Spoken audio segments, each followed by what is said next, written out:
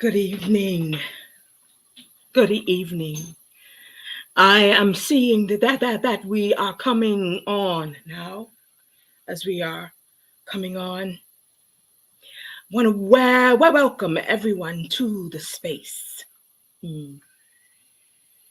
Give a few minutes for people to log in to the space. Well, welcome everyone here.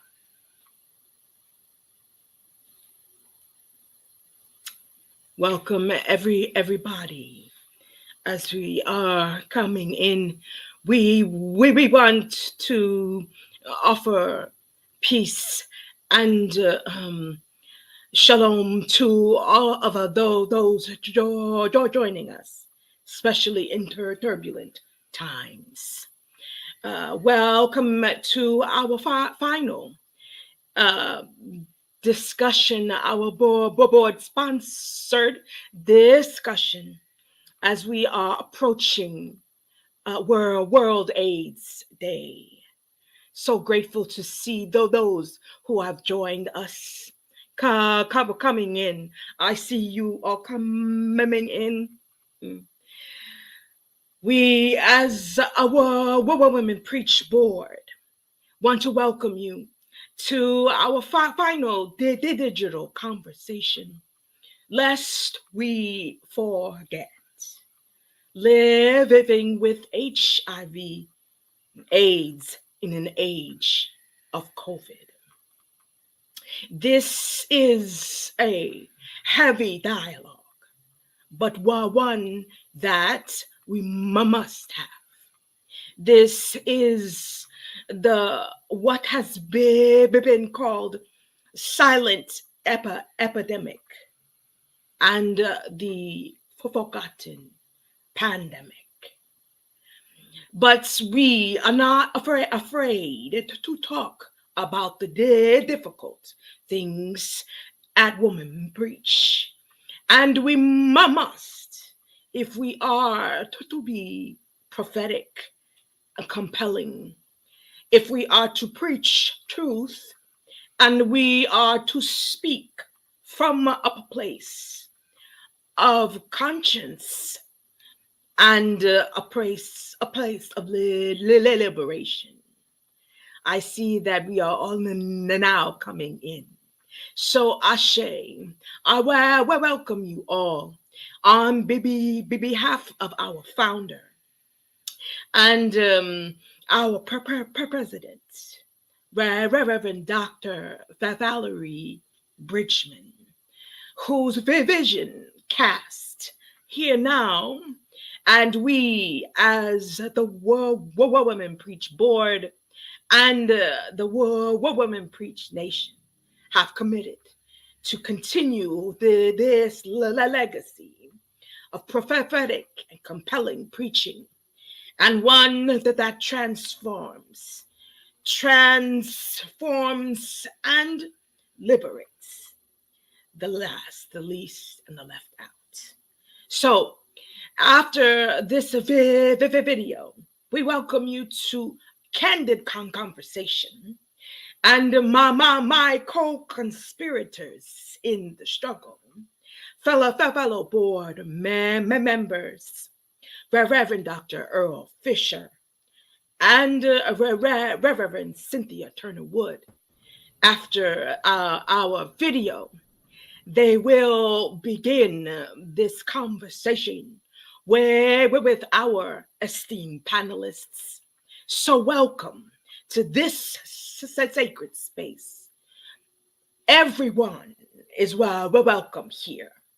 Find your space and your voice so that we can end the HIV and the AIDS pandemic in our lifetime. Ashe.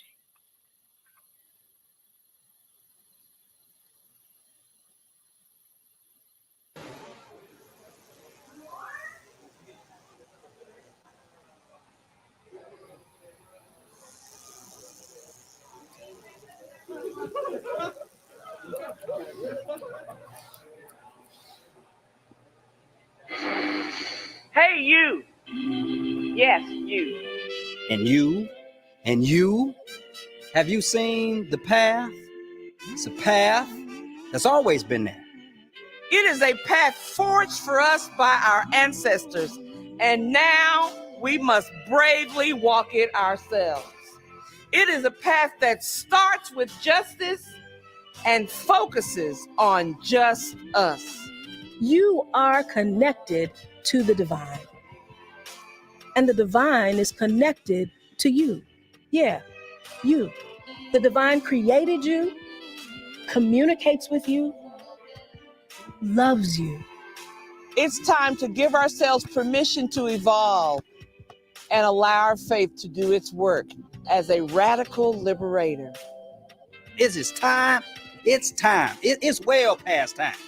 It's time to change the conversation around HIV. We must embrace our brothers and sisters living with HIV in our communities and in our places of worship. Put our faith into action, because it's not a conversation about them. It's a conversation about us. Transformation, freedom, and liberation can only happen when they're led by truth. Our truth. So let's chart out a new path that others can follow. Path grounded in our collective legacy of Black joy.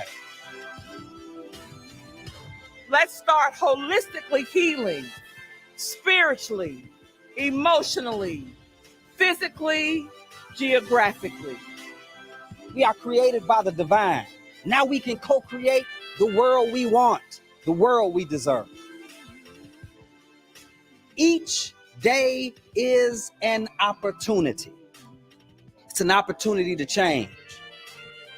And change will be realized when we fully see each other. You are a part of us, and we are a part of you. So let's help each other. Let's learn from each other. Let's continue to build our own institutions and create our own solutions.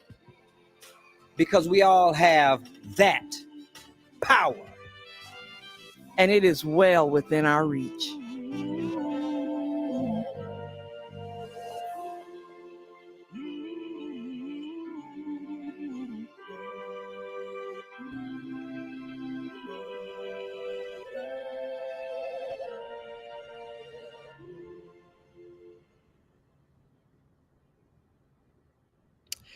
Good evening to all of you, brothers, sisters, friends, and kin. Let me thank, of course, our founder and president, one of my fondest mentors, the Reverend Dr. Valerie Bridgman.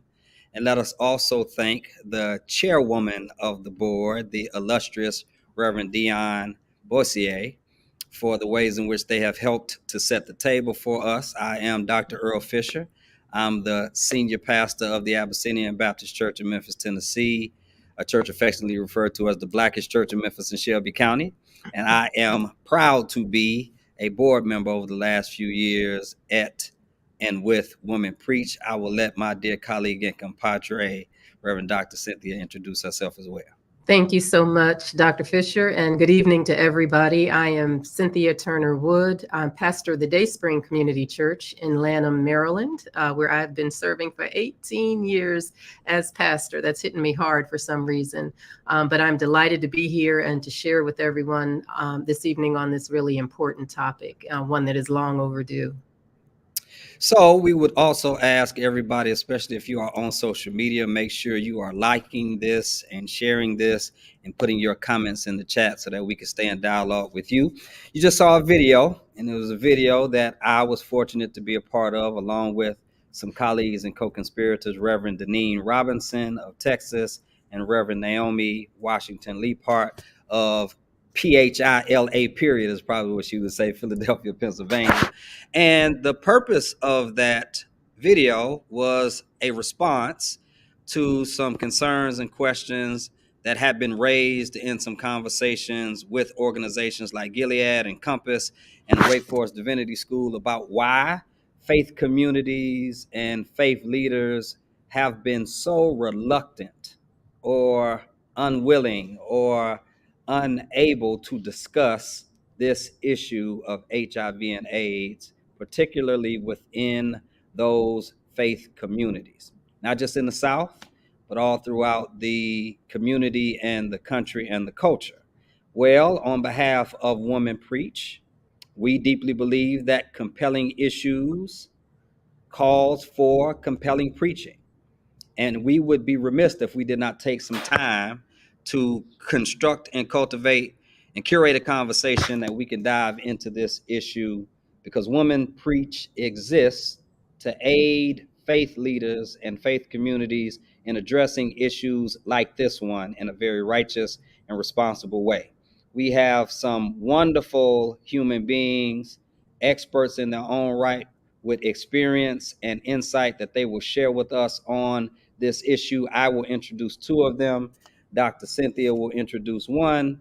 They will spend about 7 minutes apiece sharing some of their own insights and perspectives on this issue, and we'll have some robust back and forth dialogue and exchange. And again, we encourage everybody who has commentary or questions to put them in the comment section, and we have people who will be doing their best to respond to you. Let me introduce Reverend Dr. Cynthia S. Dowdy, who we will refer to tonight as Dr. C. She is the Chief Faith and Community Engagement Officer at Philadelphia Fight Community Health Center, where she works at the intersection of spirituality and health. Dr. C's work includes community education with the goal of eliminating stigma and misinformation related to HIV and AIDS and other public health conditions. She also responds to social trauma through the social trauma of sickness, through the ways in which lead us towards healing. Dr. Dowdy has served as a university professor, a teacher, youth minister, and earned degrees from Temple, Westminster, UPenn, and American universities. Y'all give it up for Dr. Cynthia S. Dowdy, who we will be calling Dr. C. Let me also take a moment to introduce our dear sister, Wahida Shabazz El.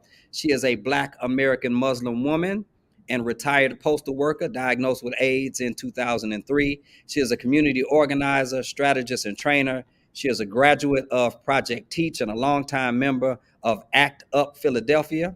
Sister Wahida is a founding member of Positive Women's Network USA and is currently advancing a national alliance of HIV long-term survival with the Reunion Project.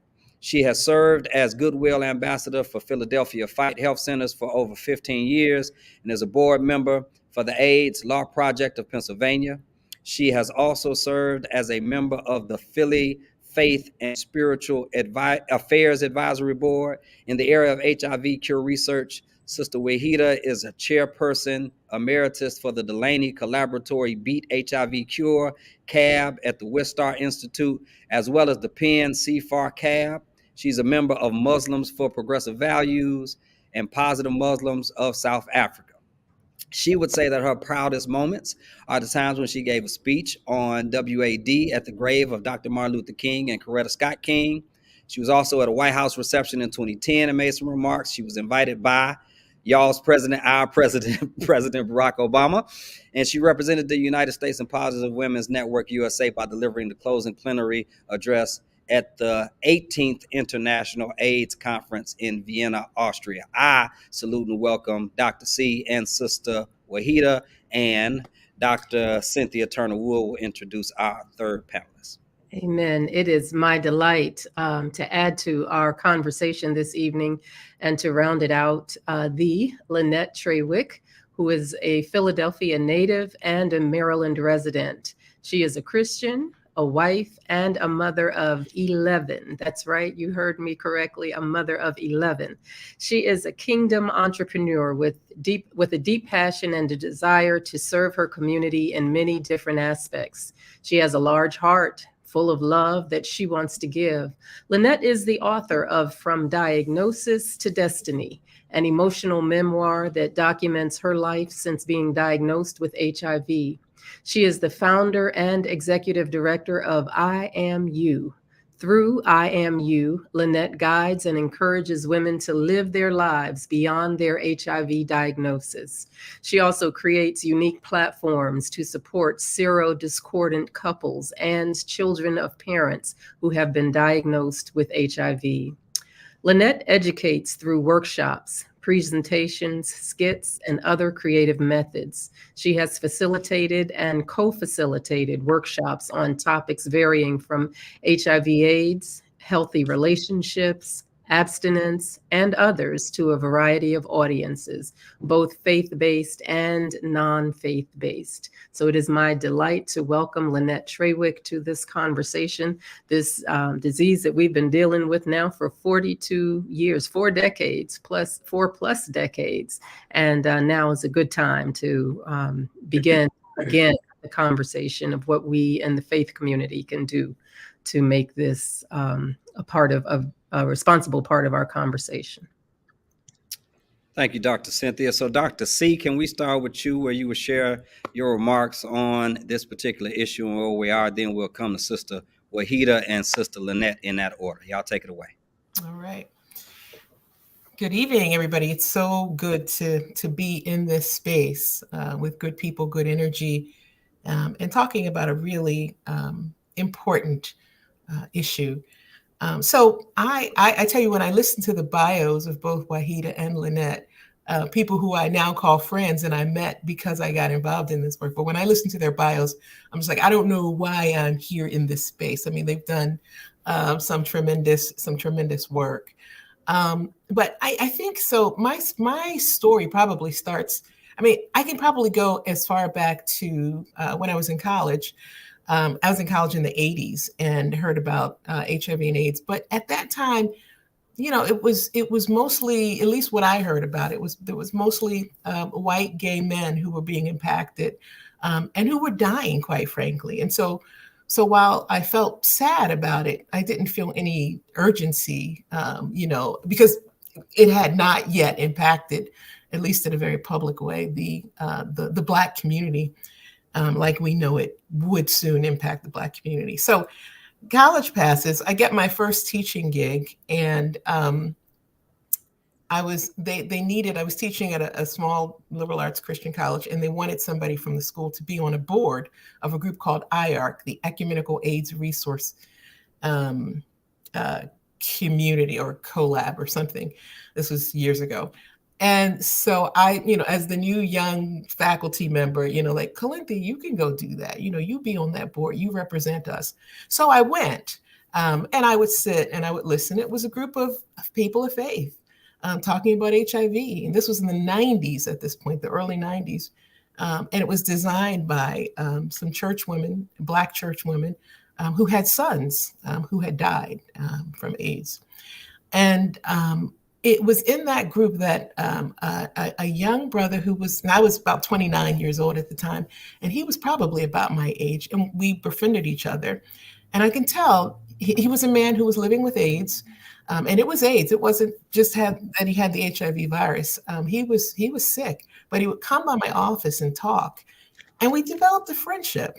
And I don't think I was really aware of, in a very cognizant way, of what could possibly happen, but he died, and that rocked my world. He died, and so I think that is the first time where I really began to think about AIDS in ways that, you know, as a young Christian faculty member, in ways, what could we do, you know? But that opportunity wouldn't come until a little bit later when I was introduced to this new organization, Philadelphia Fight, I had not heard of before, and it's right here in my home city.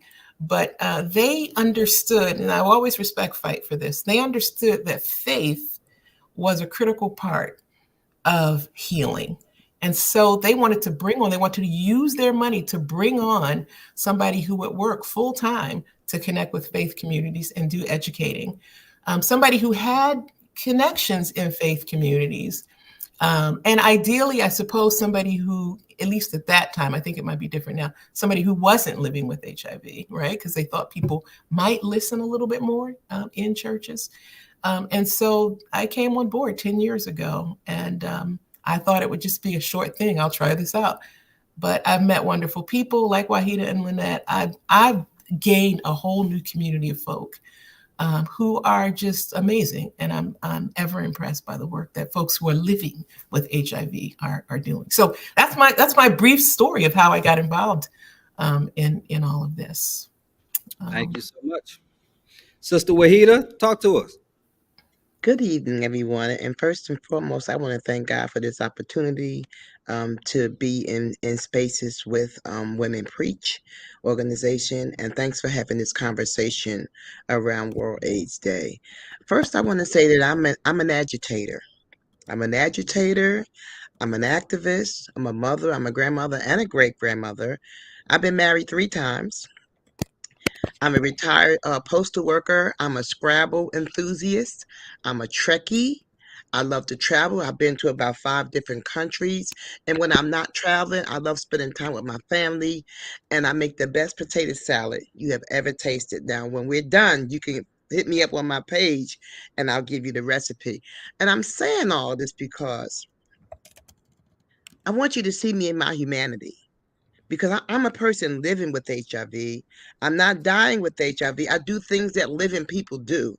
And it's important that you see us as more than our diagnosis, right? HIV does not define me. I need to say that uh, the shame is gone. I've learned to live that my pain is now my purpose.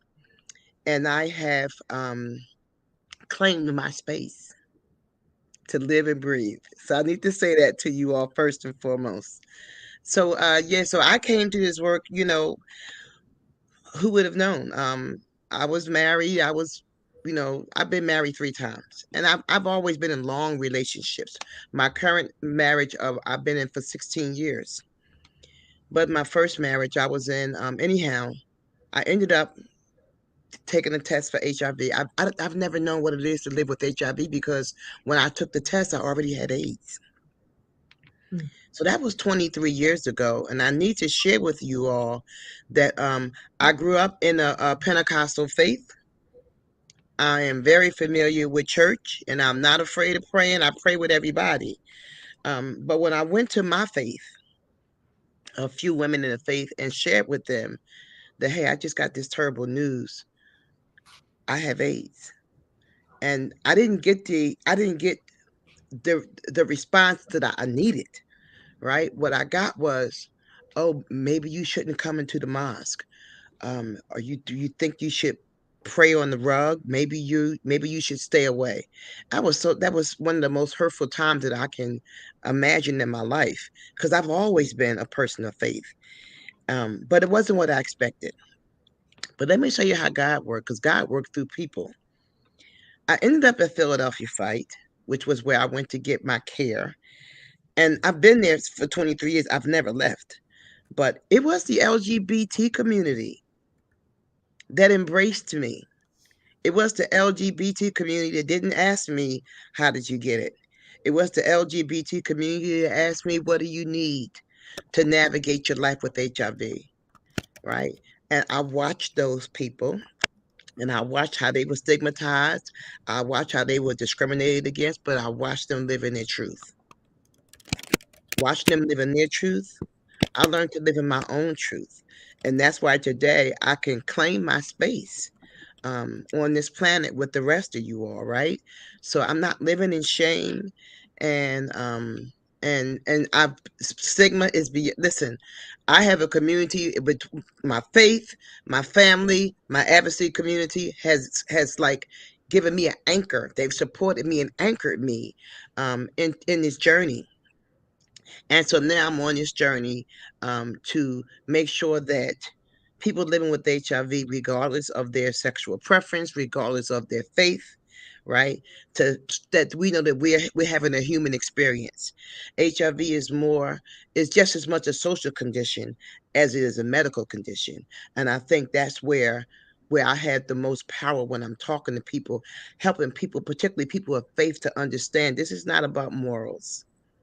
We're living in systems that that oppress people, and that we could never have an HIV. We could never have any epidemic as long as people have human rights that are implemented and that are that are protected. So now we live in a world where people are homeless. I'm 70 years old. The same places where people lived homeless when I was a little girl, it's the same place. We used to call it Skid Row or Bum Palace or something. It's down on Vine Street. It's still the same place where people who are homeless live. So they've never eradicated homelessness.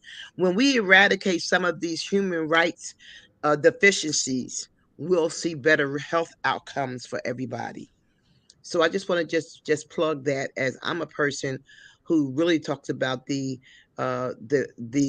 factors that make us more vulnerable to contracting HIV in the first place. The survival, being in survival mode, the poverty, not being able to read, untreated mental health, substance abuse programs that are closed down. All of those sort of things factor into some of us being more vulnerable to HIV than others, because we're always hearing about particular communities that are more vulnerable. And I would like to talk about the vulnerabilities. I'm going to stop there because I'm a talker, and pass it to the next person. Thank you. Thanks for listening. Amen. Thank you. Thank you, Sister Waida. That was powerful, and for enlightening us to things that many of us probably don't think about because we don't have to. Sister Lynette, we want to welcome you and your story. I'm intrigued by the title of your book, From Diagnosis to Destiny. And so if you'll share with us your thoughts on this evening.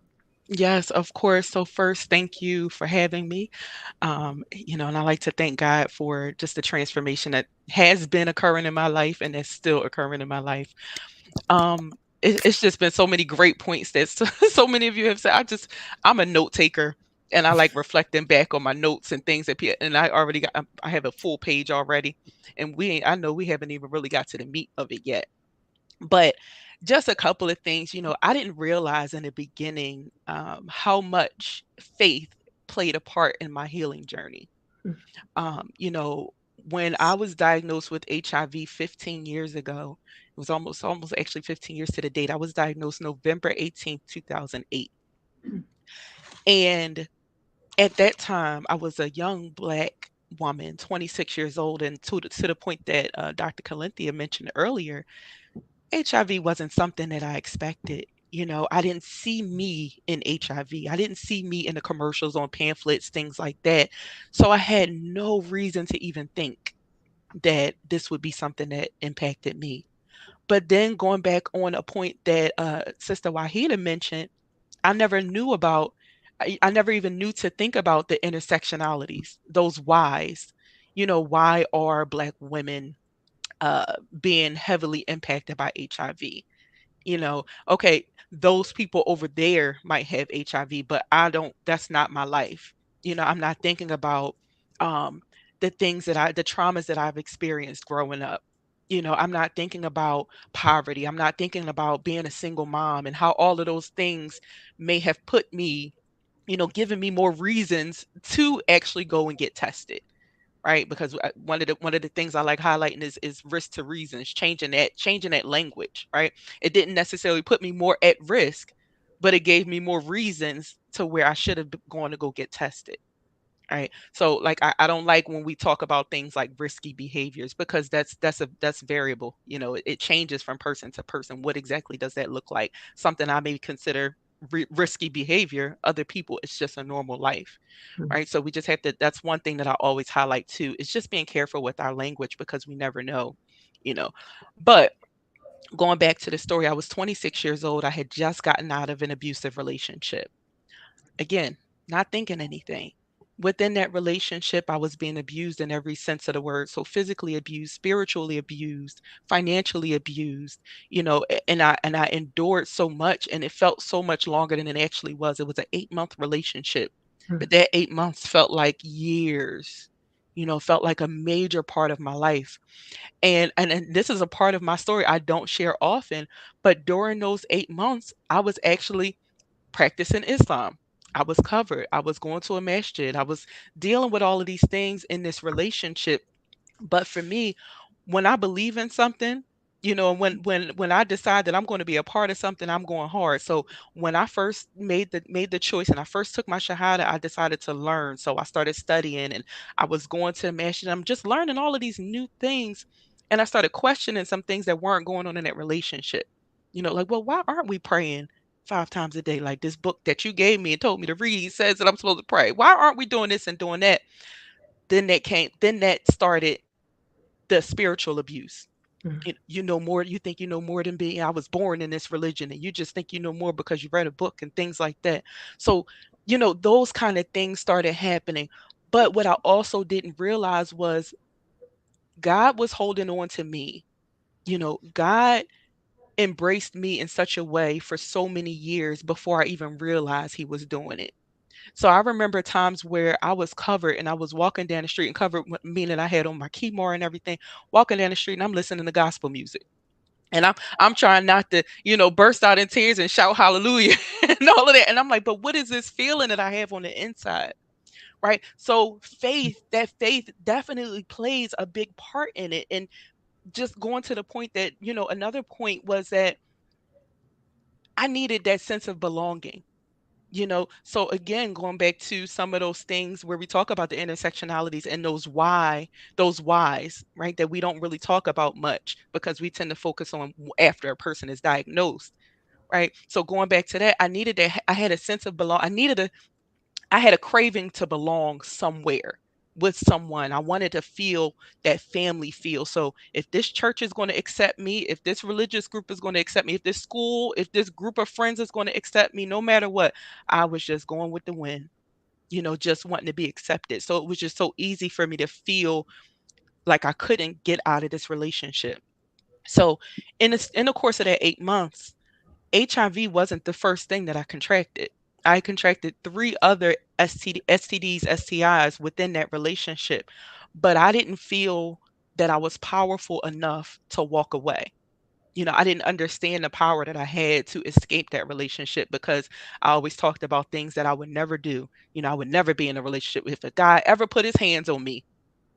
I'm sure we've heard that a bunch of times, and I was one of those ones. If I heard of friends that were in relationships that were abusive, where they were experiencing domestic violence or interpartner violence, first thing I would say, you need to get out of that relationship. But what does that look like? You know, you may need a plan. Like, I can't get out of this relationship. Yes, I know I need to, but what if he's providing for me? And that doesn't even mean just financial. That means affection. He's providing that affection I was missing out on, even if it's not a financial thing. So there was a lot of things that I endured during that relationship. I got out of the relationship around July of 2008. November of 2008 is when I was diagnosed with HIV. Went for an annual exam, didn't think anything was wrong. Got a phone call the next day. They called me into the doctor's office and told me that I tested positive. Knowing now what I didn't know back then, I know that I contracted HIV around March of 2008. That's when I seroconverted. I got extremely sick. Again, didn't think anything about HIV, but all at one time I had strep throat, stomach virus, the flu. I was dehydrated and my blood pressure was low. I went to the hospital. They treated each thing, never offered a HIV test. I was sick for about 2 months. I lost about 15 to 20 pounds within those 2 months. I got better. That was it. Went on about my life. Now, again, I didn't see me in those commercials where they talk about getting tested. I didn't see me on those billboards, so that wasn't even a thought of mine. I thought of things like Philadelphia when I thought of HIV, not the city, but the movie Philadelphia when I thought about HIV. I thought about different movies where they're taking a bunch of pills and, a woman has to be a sex worker in order to contract HIV, or a young girl has to be promiscuous and those things. And they weren't me. I was in a relationship. So fast forward, yes, I do have 11 children. My husband and I, we've been married going on 10 years. It'll be 10 years on New Year's Eve or New Year's Day, excuse me. We'll be celebrating 10 years of marriage. And, my husband is HIV negative. So we do a lot of work with serodiscordant couples. We do a lot of work just empowering and building up children who are children of parents who are diagnosed with HIV as well. Explain serodiscordance. Yes, yes. Thank you so much for asking that. Yeah, so a serodiscordant relationship or serodifferent or magnetic couple, you hear different things, is where one partner in the relationship is HIV positive and one partner is negative. So my husband is HIV negative. We are big on teaching about U equals U, untransmittable equals undetectable equals untransmittable. So because my HIV virus is undetectable, I cannot transmit HIV to my husband. So that's a very important part of our story as well. And we just that's our story. So God is all wrapped up in it, no matter what, no matter where we go. We're always talking about how good God is. People say, how do we stay so calm with so many kids and so many different parts of our lives? And it's all God. It's we read that book and it says the peace that surpasses all understanding. So here it is. All right. Amen. Amen. Yeah. Amen. Thank each of you for sharing those wonderful perspectives and insights. They are invaluable to us. I would like to kind of like circle back around, and this is not directed to anyone in particular, but I do think all of you will have something to say about why is it that faith communities and faith leaders seem to be so reluctant and scared to talk about this particular issue, or in the framing of the conversation, why is this the silent pandemic and epidemic that continues? And what have you all longed to hear from, faith leaders or faith communities in ways that could be instructive to those who are tuned in right now? Everybody Okay, go so at the same time. okay, Well, I think we were all I'll looking at each go. other. Go ahead, Sister I'll Tracy. go Go ahead. because I started talking about faith and HIV because I didn't feel represented when I would ask imams to come, and that's our spiritual leaders in Islam. And I want to say to Lynette Traoré, that was Islam, not Islam. Right? Yes, ma'am. But Well, I heard yeah, that. yes, but yeah. So I would invite some imams to our big event. We would have big events at the convention center, and I would invite them there to talk about spirituality, and they would talk about everything but that. They would talk about the monkeys and the people that ate the monkeys and some other things that you know. And they would never call on me, and I would be in the room, and I would have and they wouldn't even call on me. And I have a spiritual leader that I met from South Africa. In fact, he was appointed director of gender justice by President Nelson Mandela. He became one of my spiritual leaders, and I said that to him. I said every time I invite them, I said they never call on me. I feel worse after they leave than when they came. And he said to me, "Stop inviting them." Mm. And I was like, whoa, what do I do? He said, you teach the community, teach people of faith how you want to be treated. You can teach them that yourself. He said, as long as you use justice, compassion, and responsibility, he said, you can do it yourself. Love, justice, compassion, and responsibility. So I started comparing different scrolls, the Bible, the New Testament, the Torah, the Quran, and I would find scrolls, I would find mandates that were the same. So I started doing presentations, and when I talk, and I have one here right in front of me, because I knew you were going to ask me this question, kind of. And so I said that I would advise people to read their own scriptures and look at the mandates, right? And one of the mandates in Proverbs says, speak up for those who cannot speak for themselves, for the rights of all who are destitute. Speak up and judge fairly. Defend the rights of the poor and the needy. And that's Proverbs 31. And then I found a verse in the Quran that said, "O you who believe, stand up firmly for justice as a witness to God, even as against yourselves or your parents or your kin, or whether it is against a rich or poor." We all have the same mandates to respond to anybody's illnesses.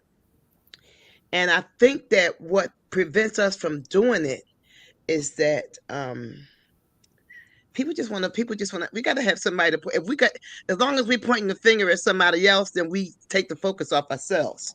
You know what I'm saying? Because none of us are 100%, perfect. We all make mistakes and things like that.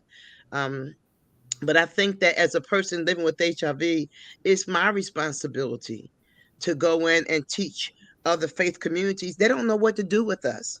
Yeah. Right. And I'm 70 years old. I'm not even supposed to be here. They really don't know what to do with senior citizens who live with HIV. Mhm. Right. So I feel like it's my responsibility to foster those relationships and come in and talk about our scrolls. We already have our directions, and they've been written for us. How we should act, what we should do. How do we respond to people who are thirsty? We give them food. How do we respond to people who are sick? We visit them. How do we respond to people who are incarcerated? We visit them. How do we respond to people who are homeless? We shelter them. These are our mandates. So it isn't as though I have to go and tell somebody what to do, because I can't do that. But I can remind us. Let's go back and look at the scrolls, and I'll find several passages from different faiths and put them side by side, and then we can begin to have that conversation, right? Because everybody wants to be, I know I want to be within the tenets of my faith, right? And I think that's one of the things that I do to help. But the reason why I started doing it was because someone told me, if you feel misrepresented, then to do it yourself. I had never thought that I even had the right to do it.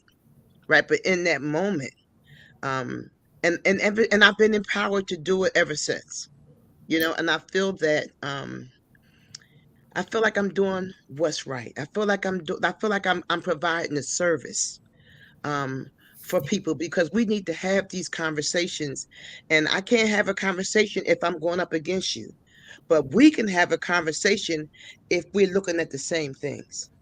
So that's the one thing that I do offer. I always offer scripture, and Dr. Calinthia knows that, because she has a cohort. I always have a problem with that word. She teaches a class, the faithful teach. Yeah. And I've always been invited into that class. And I talk about different scriptures that are in the New Testament, like Matthew 25, and then I'll talk about that same parable that's somewhere else in another faith, right? And let us that we are people of faith. We all are in the same direction. We're moving in the same direction. We want the same paradise. We're all reaching for the same, rewards, and we want to please our God, right? And so these things become easier if I don't go in head to head, right? But if I go in with the olive branch, and I go in just as a reminder. So that's what I've learned to do, is just let's remind one another what it is that's already written. I don't have to write a book. You don't have to write a book. Let's just read the books that we have. So Sister Wahida, I appreciate that, and I trust that Dr. Cynthia has something else, and I know Dr. C and Sister Lynette are going to jump in. So let me try to affirm what I've heard you say, and also my curiosity is still spinning, because it's hard for me to believe that it's not that we're not scared, it's that we are just unwilling to honor the things that have been written. I mean, what if it is much more complicated than just that piece? I'm sure that there's some of that too, but I don't know, Dr. C. Maybe you or Lynette can help, because I feel like there's more there, as they would say. Absolutely. There always is, right?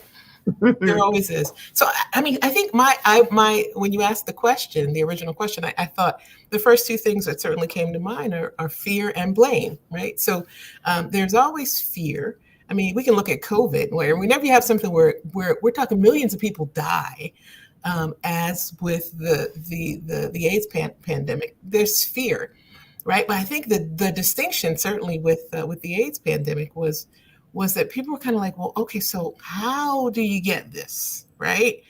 And that's always an issue. As progressive as we are as Christian folk, I'll just speak for the Christian folk. We've come a long way. We've come but we still aren't there. And maybe that's the point of life, right? We're always aspirational. I was on the subway a few years ago and ran into a pastor friend, someone I respected deeply, and I still do, who is older than me and had been a pastor before I, joined the ranks of clergy. And I was glad to see him. We're sitting on the subway talking, and he said, "So what are you doing now?" And I said, "Well, I'm working with this organization. It's a public health organization, Philadelphia Fight. We do everything, right? We don't just do AIDS, but we started as an AIDS organization, and that's probably, I think that's still our flagship today. That's our flag, right? We treat people living with HIV, and we look for a cure for HIV. And so he stopped me mid-sentence. I was all excited on my little soapbox, and he said, but what you gonna do about those gay people?" That was his response, right? I'm thinking like, we're educating folks, we getting into faith communities, we're talking about HIV, we're getting people to get comfortable with talking about it. And his response was, "Yeah, but what you gonna do about those gay people?" Right? I mean, so that's the blame piece, right? So we always look for somebody to blame, right? No matter what the issue is or the ailment is. Same thing with COVID, right? I mean, it's China. It's the China disease, So fear and blame, and they're still very real. However, I am optimistic. I mean, I think even in our 10 years of Wahida talked about Faithful Teach, and Teach is, what does Teach stand for? Treatment, education, activists, combating HIV. There you go. Right. It is the education program at Philadelphia Fight, and we've got all kinds of teachers. We've got young people teach, and I think we got an older people teach now, and women teach, and inside teach, right, where they go inside prisons and teach about HIV. So I teach Faithful Teach, and Wahida and Lynette always come, and they're always favorites amongst my folks. And even Wahida, right? Wahida comes in, because mostly Christians take the class. Wahida comes in, in her garb and so forth. And I'm always thinking, okay, so how are they going to respond? They love it. They love her, because you make that connection, Wahida. You make that connection between the faiths, right? You make this thing real and personal. Man, I forgot where I was going with with this. So, but we get in there, we teach, we talk about it, we talk about difficult things. I always start the class letting folks know I'm not here to try to change, because that's a core piece, right? Gay people. What do we, particularly Black Christians, that's been my experience. How are we supposed to think about this, right? And so I tell them, this is not a class that's here to try to change your theological framework or theological thinking about anything, but we can talk about what does it mean to care for and to love people who are living with HIV, no matter what. Then everybody's not gay who has HIV, right?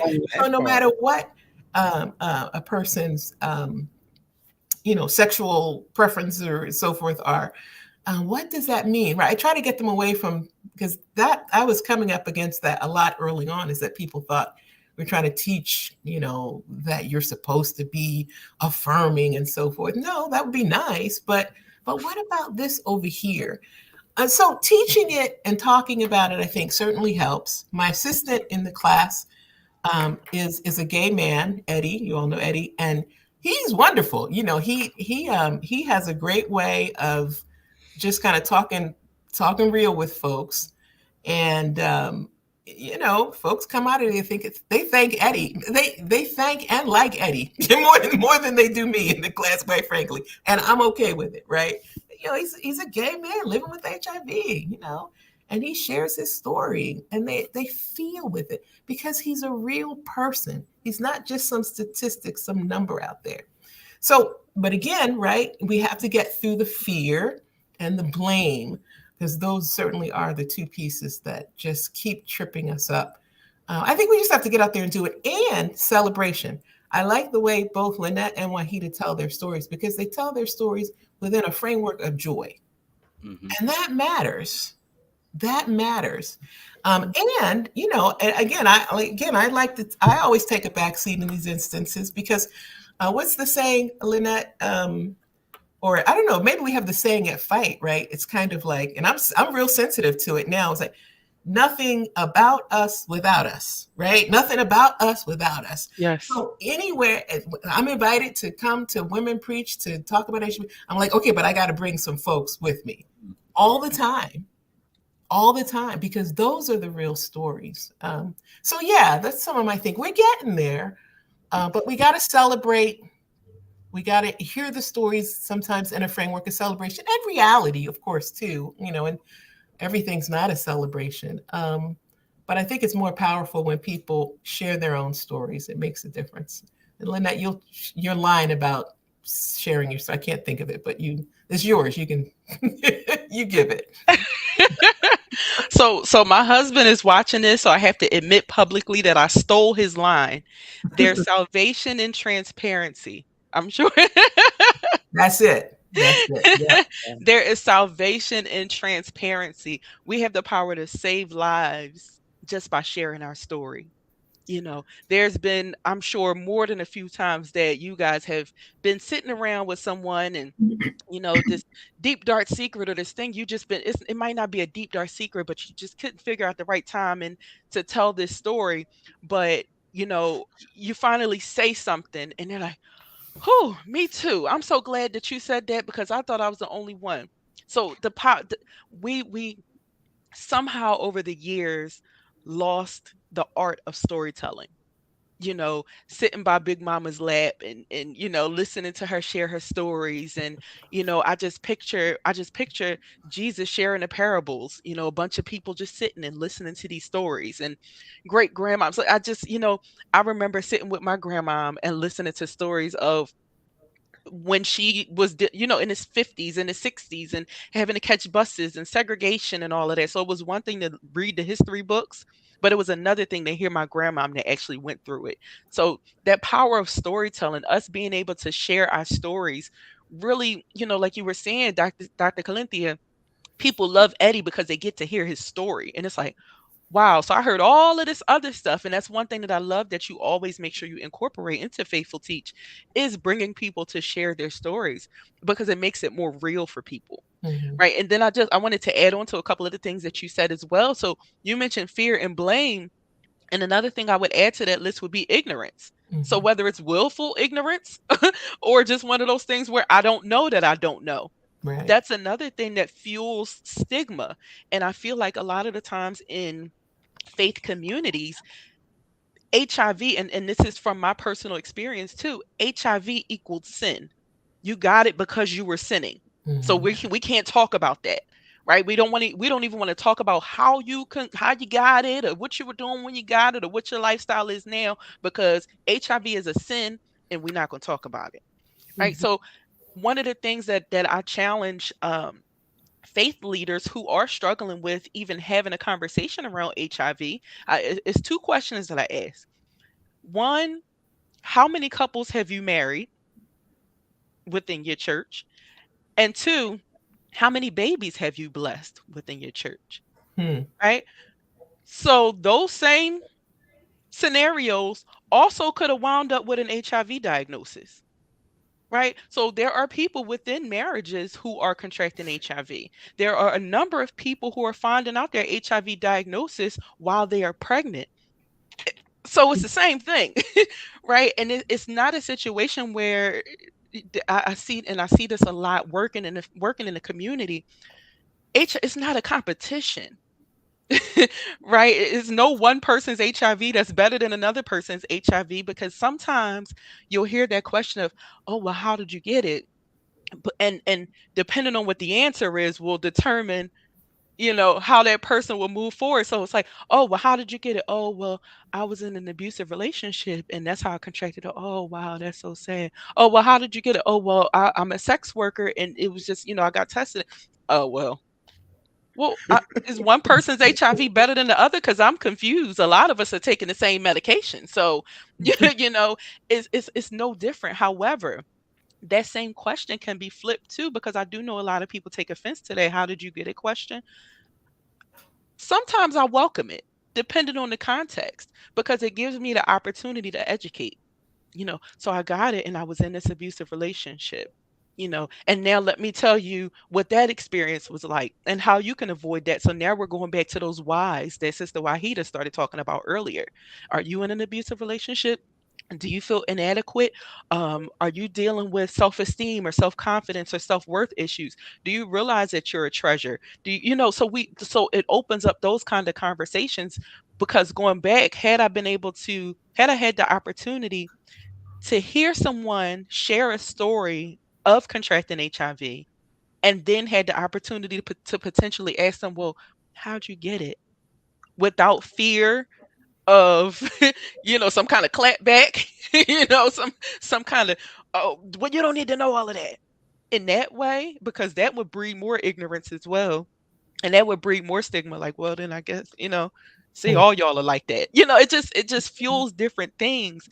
So if we're just open to having these open conversations, then that ignorance will start to be dispelled, right? Which will then start to dispel those fears, which will start to dispel that blame game.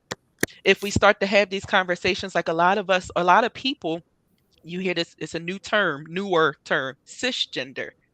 People run from the term. I don't want to be called that. What is that? So just for context, cisgender means that you identify with the gender that you were assigned at birth.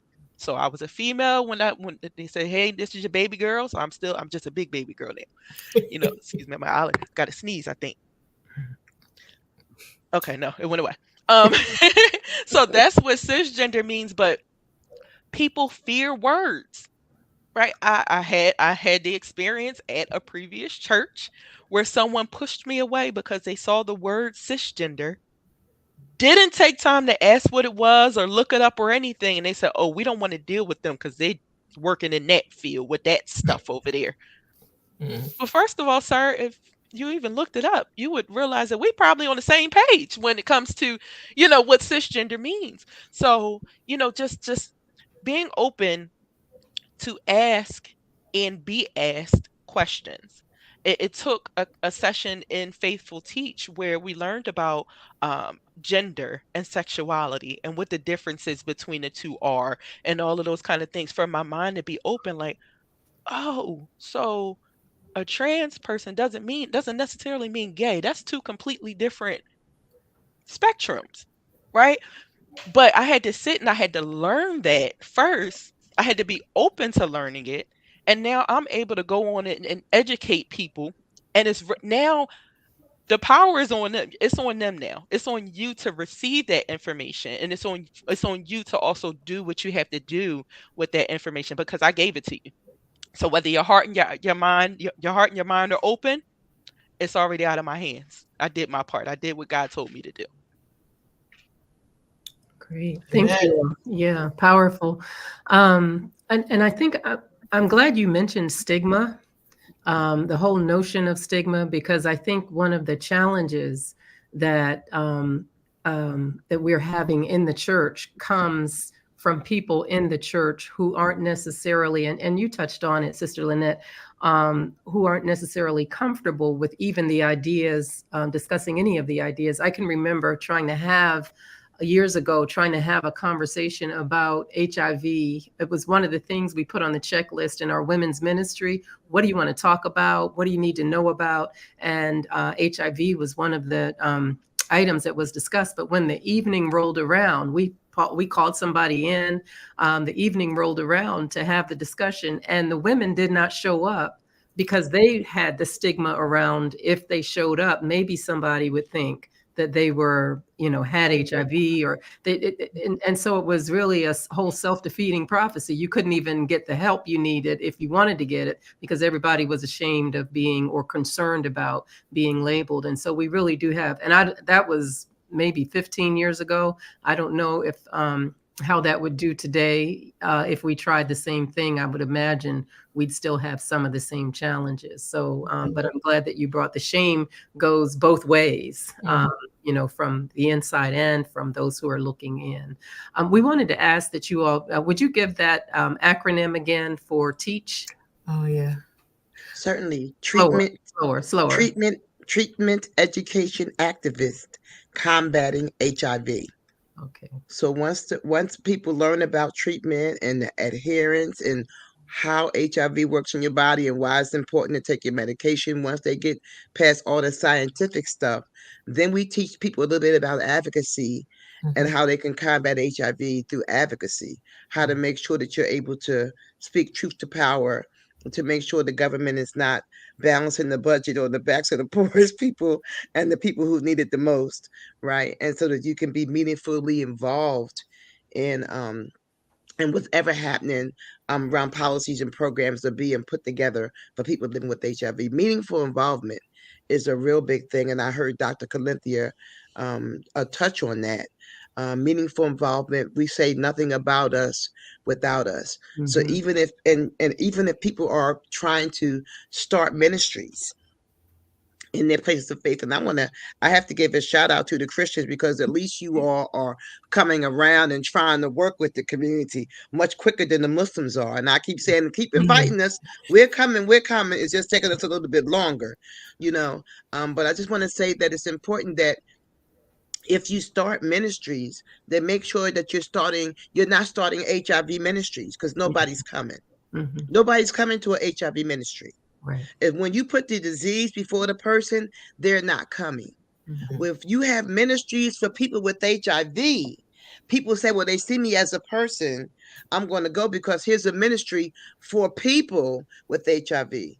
And as you form that ministry, if you have people living with HIV as a part of your planning process, right? They need to be, people's voices need to be centered, no matter how our best intention. If we don't have the people who are most impacted in the room, probably going to come up a little short. Hmm. So if you're That's going to right. start a ministry for people living with HIV, if you have someone that's nearby, that you maybe know living with HIV, bring that person in and allow that person to help guide the process, because language, words have power. Mhm. Words can make a person never come back, even at the clinic. If you come into a clinic and the receptions at the clinic doesn't treat you a certain way, you're not going to come back to get medications. And as long as you're taking medications, like Lynette talked about, undetectable equals untransmittable. If you're on your meds and you've reached undetectable, you're not able to transmit HIV. But if you've been mistreated, even in a medical setting, and you don't come back and you're not on your meds, then you could be a person who's able to transmit HIV, and we don't want that. So we have to be, words have power, and we have to be very careful that we are using people first language when we're talking to people living with HIV. I'm going to say one more thing, I'm going to pass the mic. Oftentimes, when a person's tested for HIV, the first question the tester asks you, well, how did you get infected? Nobody wants to be called infected. Mhm. So the language starts right there. It Mhm. starts in the room when they're giving you your results. Right away, the tester is the first one generally that says to you, well, how did you get infected? Not how did you contract HIV?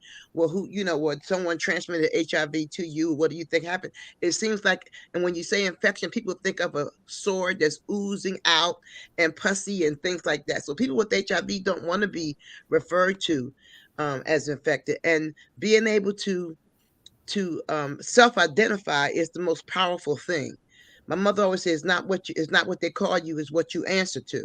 That's People right. with HIV are changing the language and being more powerful about how they want to be addressed.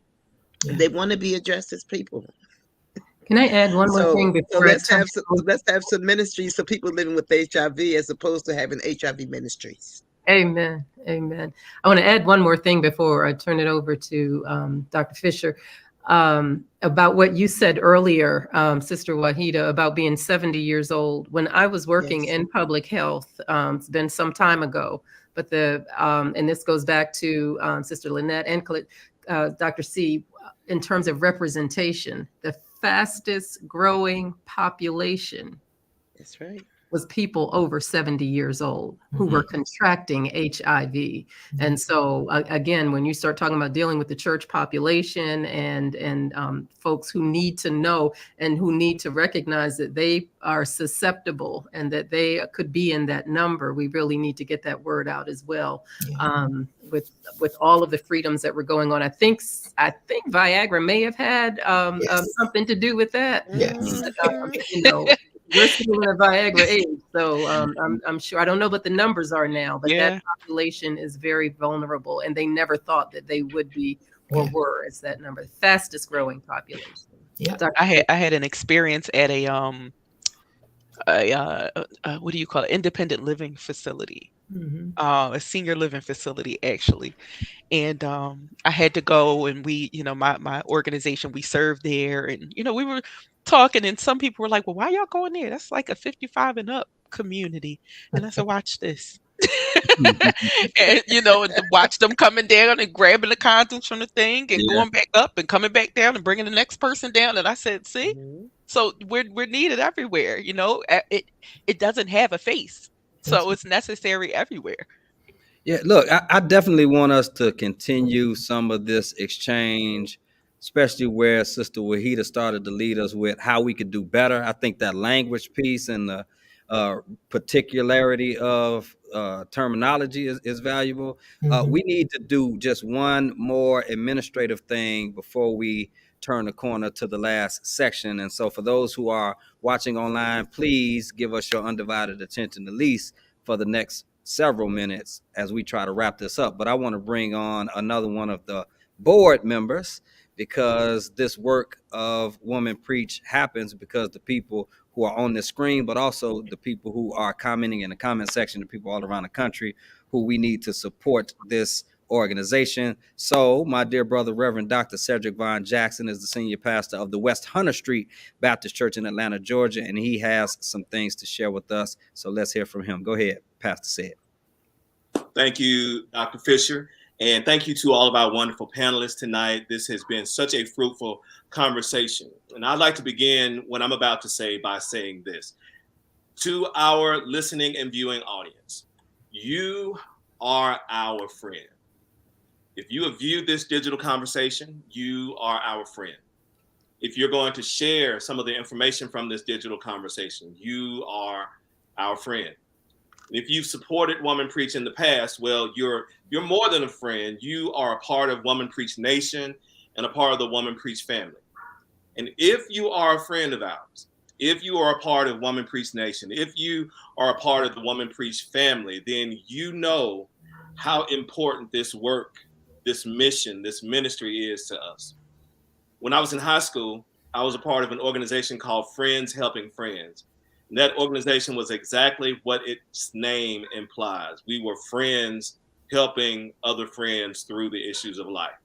And so now I'm appealing to you. I'm calling to you. I'm reaching out to you, all of our friends, old friends and new friends, to help us in this work, this mission, this ministry.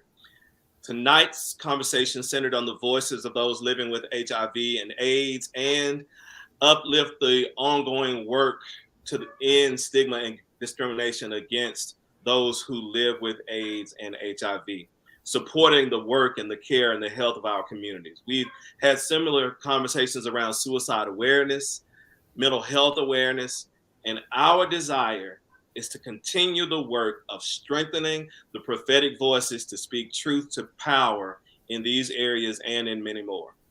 Your friendship, your support, your partnership makes this work not only possible, but it also helps lighten the load. Woman Preach is trained, supported, and featured over 1,000 preachers, pastors, activists, community and faith leaders in its 12-year history. Many of our alum have started ministries of our own that continue the work, supporting clergy and uplifting justice-centered proclamation.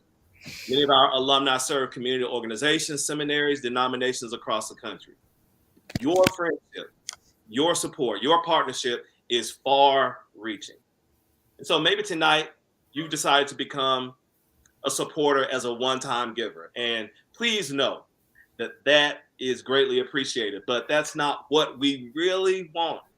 What we really want is for you to become a regular, frequent, cheerful giver. You know, I'm a Baptist preacher, so I had to go to 2 Corinthians and talk about how God loves a cheerful giver.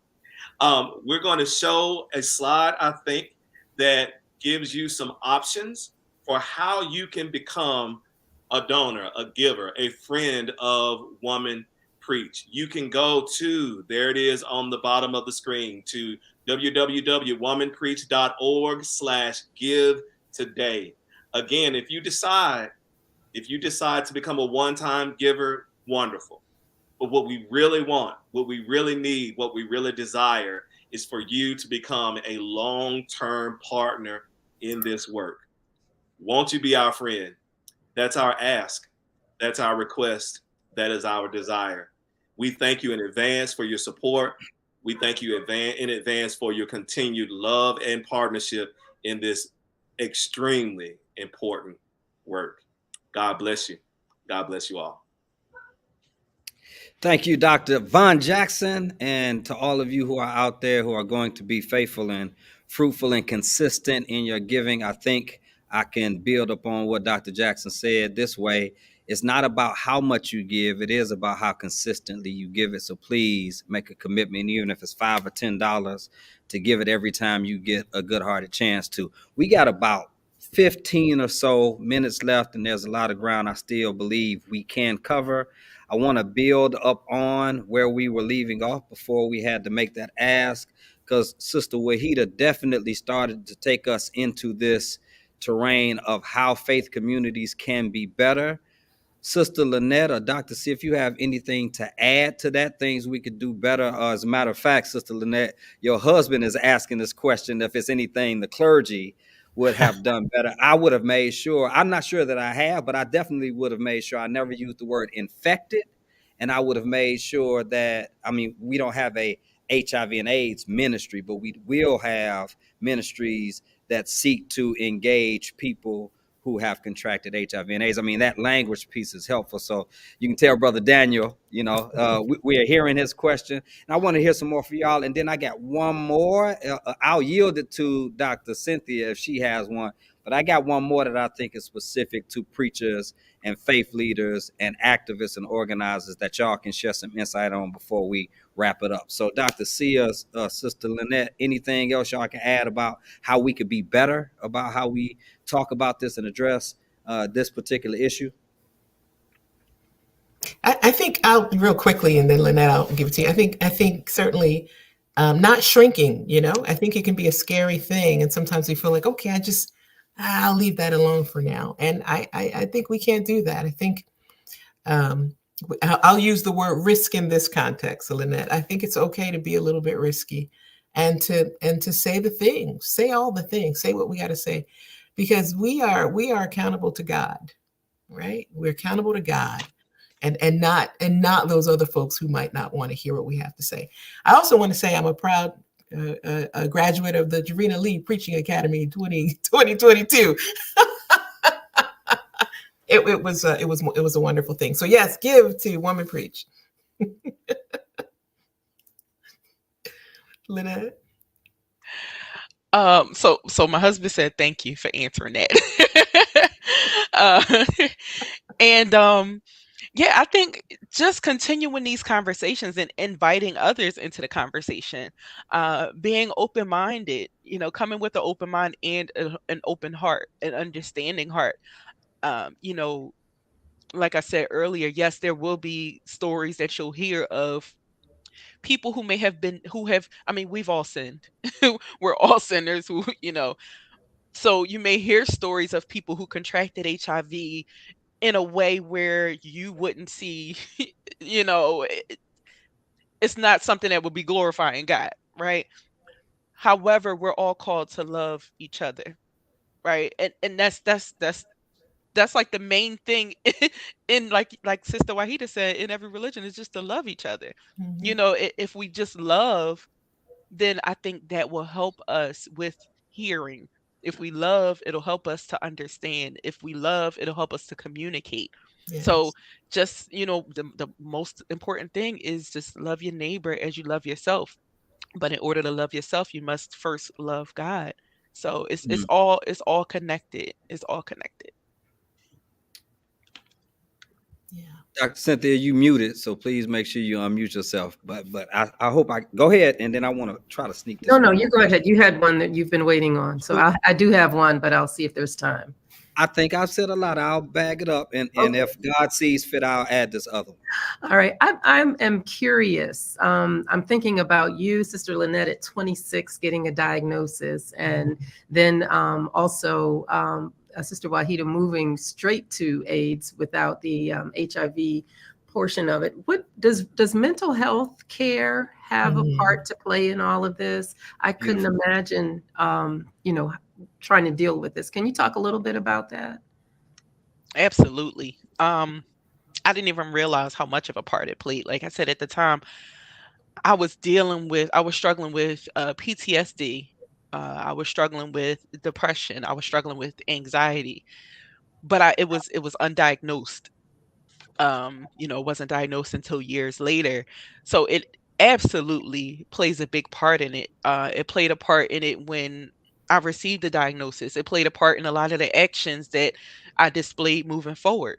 I remember not wanting to be associated with HIV. So whatever HIV looks like in those movies, I'm going to be the complete opposite. I turned into a party girl, and I was in the clubs, and I was drinking, and I was fun.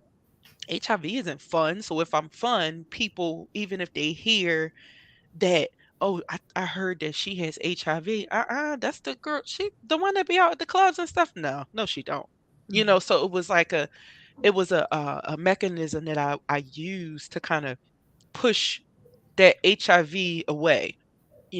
So mental health absolutely played a big part in it. Like I said, even during that relationship that I was in, or situationship, like I like I like to call it. It wasn't a relationship; it was a situation. And then you sought care. You following the diagnosis. I guess that's what I'm thinking too. Post-diagnosis. Years later. Okay. Years later. Initially, I didn't even. It wasn't even a thought. But years later I did, and actually, I sought. Oh goodness, it's a word. I'm losing my word. But I connected with an organization in Philly called Siloam. And it's Siloam Wellness, and I love Siloam. Actually, if you look on my page, they released a documentary that I'm a part of as well. But they focus on holistic care, and it's mind, body, and spirit. So I was able to kind of remove my HIV diagnosis, but also include it at the same time. But it wasn't the focus of everything. So I was like, okay, Lynette is a whole person. Right. So we're going to focus on wellness. We're going to focus on therapy. We're going to focus on, okay, do you need food at home? What other resources can we do? And with me being able to focus on all of these other parts, HIV became easier.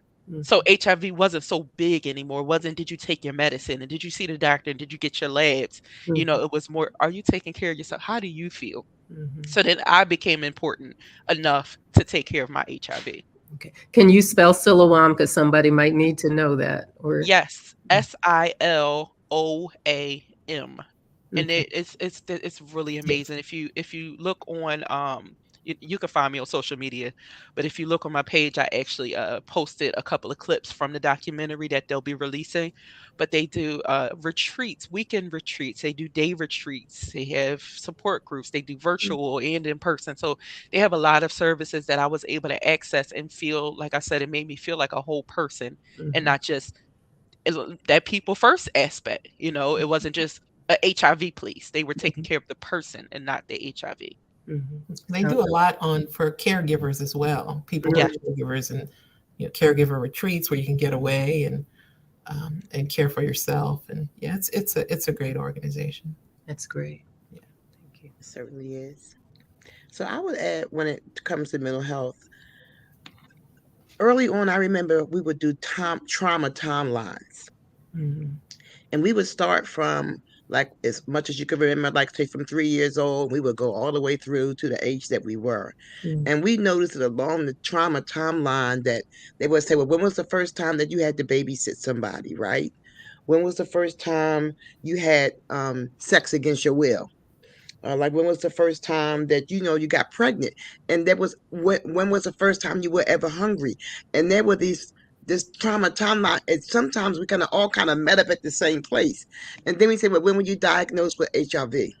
Many of us had suffered the same trauma throughout life, right? And so we talk about trauma-informed care now, and what that means that we don't approach a person and ask a person what's wrong with you. We approach a person and ask a person what happened, Right. right? And so that is a way of healing. And so yeah, mental health can cause you not to make the proper decisions. People with mental health are easily influenced, to do things that they wouldn't normally do. And then there's so much stigma around mental health that people think that they don't need it, right? So yeah, but mental health, I think a lot of people living with HIV, I know I went right into mental health as soon as I could. Because I just wanted to find, like, I wanted the pain to stop, because I was in pain.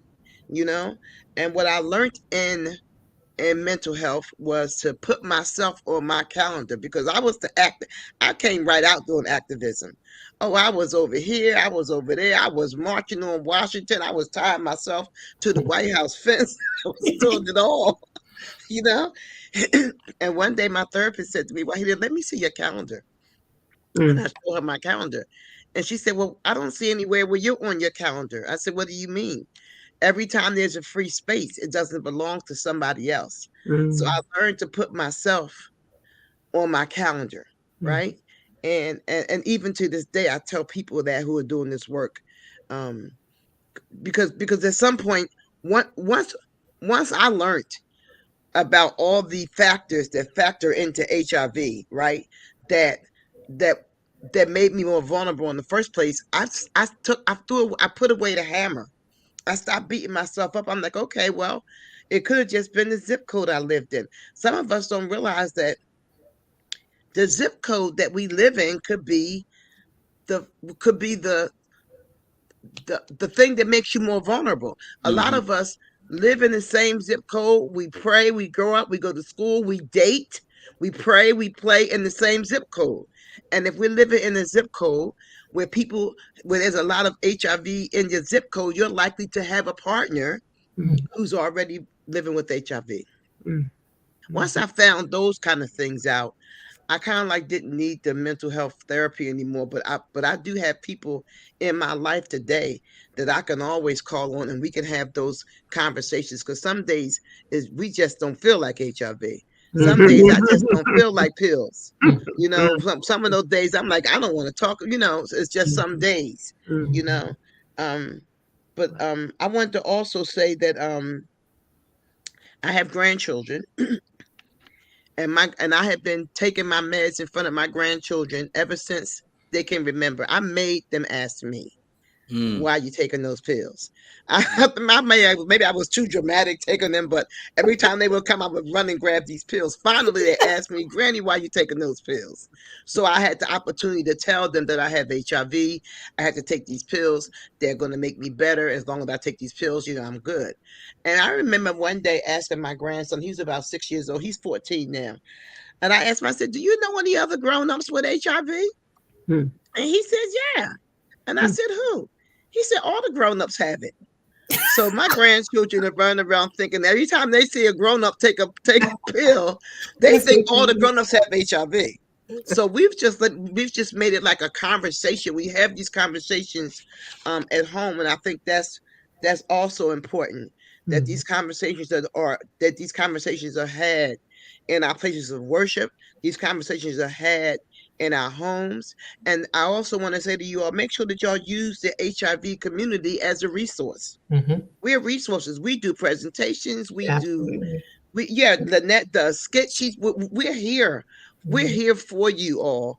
And reach out to us even beyond this, because we can do Zoom, and we can do all kinds of presentations and information about HIV criminalization laws. Oh my goodness, that's something totally different. Y'all probably didn't know that they trying to lock us up. Oh yeah. That's a whole different podcast right there. Yeah, no, thanks for mentioning that, Wahida. Whenever I get an invitation, I think people stop asking me because they know what I'm going to say. For like World AIDS Day or something, can you come talk to my church, say something about HIV? I'm like, I could, but I know some other folks who would do it better. Always referring folks who are living with HIV. And you do your own activism, you do your own speaking. It's makes sense.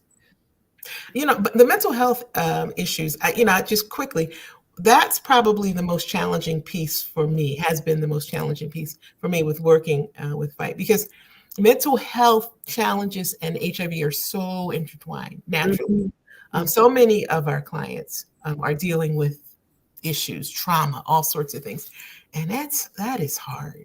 That's been, I had to check my own mental health and get myself into it, because it's just really hard being in that space sometimes. So it's not the HIV, but it's the stuff that happens because of it. Mm-hmm. And that's challenging. Yeah. Yeah. Okay. On you, Dr. Fisher.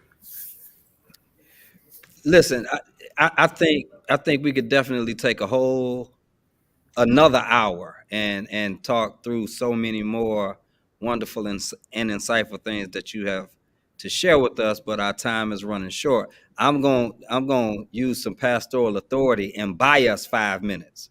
Because there are a couple of things in the chat that I think you all need to speak to, but I also want y'all to make note so that you make sure you share with us how people who are watching can follow and support your work, and how they can stay in touch with you. Lynette, you said something earlier about some of your social media stuff. So can all of y'all prepare to share that? I want to say to the Woman Preach family, this would be a wonderful time for us to think through how to invite them. My question that I was going to ask that I'm not asking now, so y'all don't have to respond to this, but y'all can direct us at some point on what kind of sacred texts or stories you all find compelling and you would want to hear faith leaders and faith communities send in talk. Please, Sister Wahida, not right now. Just write them down. We'll make sure that I've been waiting to hear somebody ask me that for years. Okay, well, look, we're gonna make sure we carve out some time so that y'all can instruct us and direct us. I wish we had more time to do it now, but we don't. But also, how can we? Here's what we would like to hear y'all talk about in a minute or so, each in closing remarks, and also after your minute, share the necessary information for connectivity. How do we not lose sight of this deadly epidemic grounded in silence, especially in this age of COVID? So please tell us what you feel like we should do to make sure that this issue stays righteously and relevantly at the forefront of the work that we need to be doing as faith leaders and community leaders and activists and organizers. And then make sure you tell us how we can connect with you after this so that we can continue this conversation going forward. I want to start with Dr. C. Let's start with Dr. C, then Sister Wahida, then Sister Lynette in that order, if y'all don't mind. And the question is about what we can. Yeah, how do we not lose sight of this epidemic and its deadliness? How do we keep this? I want to say, and please, Wahida and Lynette, feel free to check me on this, but I don't even know if we say still that it certainly can be a deadly virus. But I think we focus so much on people living with HIV and making sure folks who are not HIV positive stay that way, right?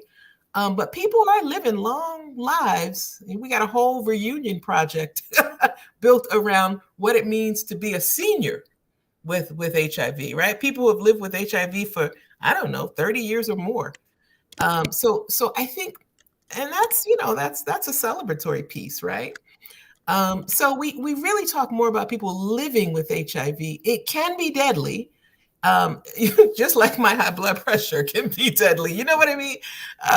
So I think that's an important piece, but we do have to keep educating folks. We have to keep talking about it. And I think what we're trying to do is make this just a conversation like talking about perhaps high blood pressure, right? That to remove the stigma and that we can talk about this in open ways, realizing that there are a multitude ways that people have contracted HIV, and it doesn't matter if they did contract it because they were a sex worker, right? So I think talking in frank and honest ways about that, and doing that with kids. When my nieces were 12, 13 years old, they were spending 2 weeks with me over the summer. I took them, they had to volunteer at Fight. They had to help out. And they were little like, where are you taking us at first? But they really loved it. They fell in love with Eddie. Everybody falls in love with Eddie.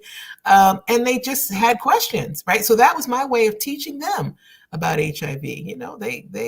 And now, they're in their 20s now.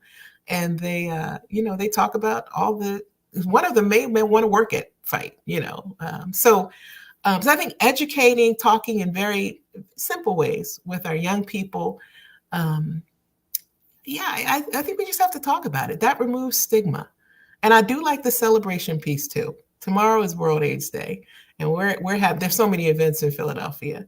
And so many of them, we look back, we remember a lot of the missteps that faith communities made. We remember that. We don't want to go back there. But we also talk about how far we've come.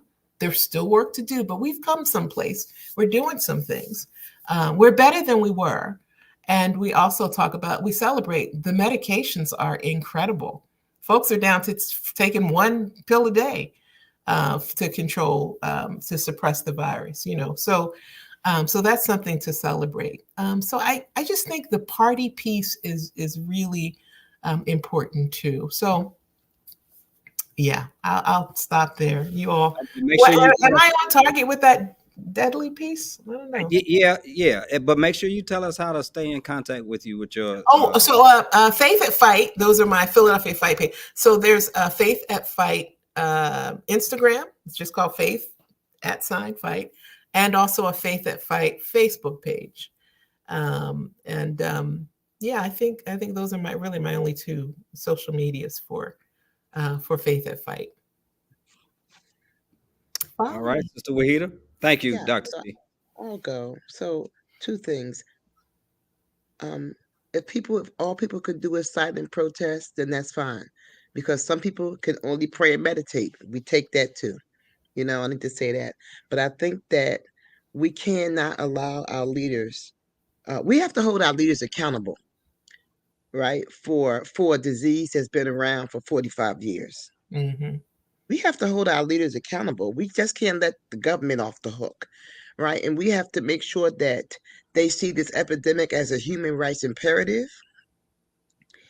It seems that they're working harder to make it a manageable disease than eradicate it. You know what I'm saying? Mm. And amazingly, some of the COVID vaccines had derivatives of HIV medications in them. So I think that what we do, we keep pushing for a cure. We keep pushing for accountability. HIV is the most political disease that's ever come down the pike. Mm. So we pray, we meditate, we silent protest, but we also hold our elected officials accountable. In March, we're going to what we call AIDS Watch. AIDS Watch is 2 days of we lobby on Capitol Hill. People from all around the country, from all 52 states, the United States territories, people with HIV come to Washington, D.C. They know we're coming. They expect us. We have appointments. And we go in and we talk to our senators on both sides, Republican side, Democratic side, and then we go to the House, to the congressional side, and we talk to all our Congress people about supporting programs, funding programs to support people with HIV, because the pie is the same size. There's more people at the pie. We have to keep on fighting for funding, and we have to push harder for research around cure research. But for those of you who can only do silent protest, then silently protest and just pray harder, that our governments will be accountable and do the right thing. And that's and then you can could reach me at fight.org. That's www.fight.org, or Reunion Project And my contact information is on both those sites if you need to contact me personally. But those are the two organizations, the two main organizations that I'm affiliated with right now. Awesome. Yes, and I also want to highlight, yes, HIV is no longer considered a deadly epidemic. So, we want to dispel, that's what we're working on, is dispelling that stigma, because we out here living. Like, y'all heard me when I said I got a husband and 11 kids, right? And I make potato salad. We living. Right, she make potato salad. Like, we out here and playing Scrabble, like we doing the thing, okay? So, just normalizing that conversation. I love what Sister Wahida was talking about, taking her medication with her grandkids and different things like that. So normalizing the conversation. I have an Instagram page, Medication Motivation. And if you look at Okay. medication motivation, you'll see a bunch of videos from me taking my medication with the support of my family. You have to just see it to understand what I mean. It's But with true. the support of my family, we used to post videos every single day when I took my medication. Even if I was at an event, I would do it and just have everyone, literally the entire room, support me as I take my medication. So it's just really normalizing it, and it's okay to just sit. People look at me like I'm crazy sometimes when I talk about the work I do, and they're like, "Oh, well, what got you into that?" Like, "Oh, well, I was diagnosed with HIV back in 2008." Like, "Well, you said what? Why can't? Why are you so shocked that I said that?" It's just a regular conversation. So, I think that was, and also incorporating HIV into all of our regular stuff, right? So with making it a normal conversation, we have to learn how to incorporate it into other programming as well. So I just had a program called Beyond My Diagnosis. It's IMU's annual fundraising event, and with Beyond My Diagnosis, we have storytellers. Like I said, I love the art of storytelling. So we have storytellers come and share their stories, whether they're living with HIV or they've been closely impacted by HIV. We have performances. So I have everybody from rappers to spoken word artists to singers. Next year I'm planning something really special. So it's just amazing. We have vendors, we have a DJ, we have a live band. So it's this big fun event. It's this big open space, but the highlight isn't HIV. Right? That's what we're celebrating, but we're bringing people to have a good time and also be educated. I had it in a sports bar this year. So the staff didn't know what was going on. It was a closed event, it was closed to the public, but the staff was there. So y'all go ahead and leave the bar open. Yeah, you can have your staff there. The staff was there, and they're hearing these stories. They drinking whatever they're drinking and listening to the stories like, wait, what? Wow. So now that's more people that I was able to touch and educate as a result of just having this event, having this fun event that just happened to also be talking about HIV. So normalizing that conversation. You can reach me if you just look my name up, Lynette Trowick. You find me She's all over social media. very easily. IMU. IMU Inc., which you see there right next to my name, that is my nonprofit. So you can see all of the information that IMU, all of the work that IMU is doing. And then Lynette Trowick, my personal page, is a public page as well, because I believe in empowering people from a personal space. So I do a lot centered around wellness and fitness and my kids and just all kinds of things. So again, normalizing HIV, helping people to see that people who are living with HIV are living full lives. Yes, we are. And I'm going to see Earth, Wind, and Fire next week. Ooh. All right. Any originals left? Well, they have their No. children with them now. It's multi-generation. They have their sons with them now. Okay. All Yeah. right. Multi-generational. You're always going somewhere and having a good time. I am. And well, we I have love to go to concerts, and let me just say this, and I'm going to stop talking. Like I said, I have a Pentecostal background. I love gospel music. I'm a Muslim who loves gospel music, and when I go to see Marvin Sapp and Kirk Franklin and Yolanda Adams, I get front row seats. I'm just saying. I've had a great time with this conversation. Thank y'all so much for having me. Thank you. On here. I really appreciate the dialogue and just being able to let the world know, especially on World AIDS Day, when we celebrate, when we commemorate people who have passed, but we also fight really hard for those who are still living with HIV. Amen. Yes. Right. You're on mute, Reverend Dion. I was holding on to the living part. I want to go to the concert too. I want to say that thank you to you. And as we would say, Sasante Sana, from the bottom of our hearts for this conversation. And on behalf of our Dr. Valerie Bridgman, who checked in to see how we were doing, as she's also for fighting the good fight on the other side, and doing the work that we have been called to do.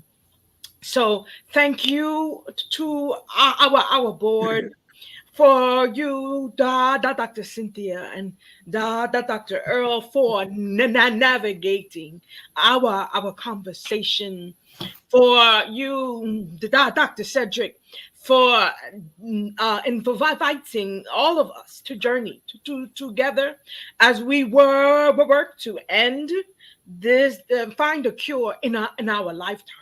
Yes. And then for our panelists, thank you for spending time with us, reminding us to live and to keep on living together. And for those to be behind the scenes, where Reverend Tierney, Dr. Janetta, all of our board members, and the Women Preach family, we want to say thank you to all of you who joined us on Facebook and on a StreamYard. Thank you. Keep journeying with us so we can keep bringing you these kind of programming in the new year and beyond. We're in it together. And remember to tell somebody tomorrow about this conversation as we recall World AIDS Day.